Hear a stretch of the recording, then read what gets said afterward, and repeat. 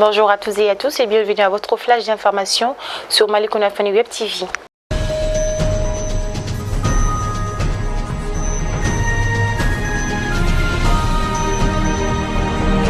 Emmanuel Macron s'est exprimé depuis Bruxelles le mardi 25 mai 2021 sur la situation au Mali. C'est un coup d'État dans un coup d'État inacceptable qui appelle à des sanctions, a déclaré le président de la République française lors d'une conférence de presse en conclusion d'un sommet européen en présidentiel. La France a condamné le coup de force de l'homme fort du pouvoir malien, le colonel Assimi Goïta, et exigé la libération du président de la transition et le Premier ministre de la transition arrêté la veille. Désormais, la diplomatie est à l'œuvre pour tenter d'endiguer cette nouvelle crise au Mali. Le Conseil de sécurité de l'ONU doit se réunir ce mercredi dans la soirée à la demande du Niger et de la France. Il faut tout remettre à plat car il y a 9 mois de cela, la CEDEAO avait pesé de tout son poids pour fixer une transition la plus courte possible et un transfert rapide des pouvoirs aux civils. D'après nos informations, le colonel Assimi Goïta s'évertue à rassurer le peuple malien, les uns et les autres, sur ses intentions, notamment l'organisation des élections qui est prévue pour l'année 2022. Comme prévu, certains interlocuteurs le croient, mais d'autres sont par contre sceptiques.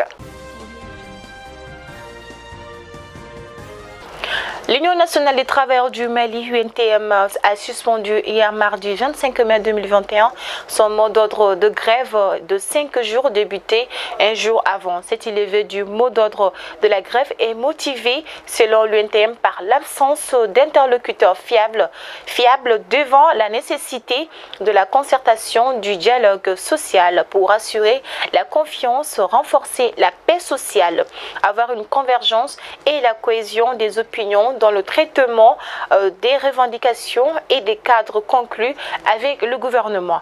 Par ailleurs, l'UNTM a condamné toute prise de pouvoir par la force et a pris acte du changement intervenu dans le but de la rectification de la trajectoire de la transition, ainsi que la déclaration officielle rendue publique à cet effet.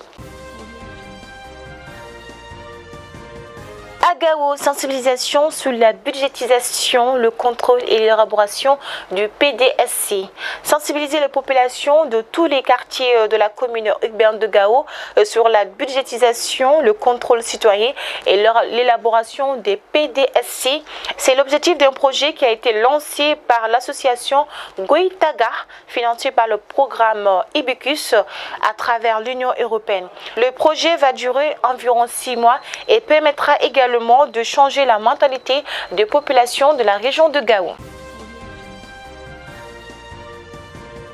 Le mardi 25 mai 2021, la Tour d'Afrique de Bamako a abrité pour la célébration de la Journée de l'Afrique, placée sous la direction du secrétaire général du ministre de la Culture, de l'Artisanat et du Tourisme, Ahmed Demba Cissé, accompagné par la directrice de la Tour d'Afrique de Bamako. La commémoration de cette Journée de l'Afrique qui a occasionné le lancement de la 6e édition de parcours pédagogique. Pour une meilleure connaissance de l'Afrique, la Tour d'Afrique passe à la digitalisation à travers l'application Tiabou. Côté sport, aujourd'hui, tous les regards sont désormais fixés sur le tirage au sort de la 15e édition de la Coupe du Monde U19 masculine de basketball qui aura lieu le mercredi 28 avril 2021 à Lettonie à 17h30 selon la programmation de la Fédération internationale de basketball, la FIBA. Rappelons que le mondial U19 de basketball homme est prévu du 3 au 11 juillet prochain. Le Mali, champion d'Afrique et vice-champion du monde, et le Sénégal sont les 2 représentants de l'Afrique. C'est ce qui met fin à votre flash d'information. Merci à vous de nous avoir suivis. Nous vous souhaitons une très bonne suite de programmes sur nos chaînes et surtout d'ici là, prenez bien soin de vous.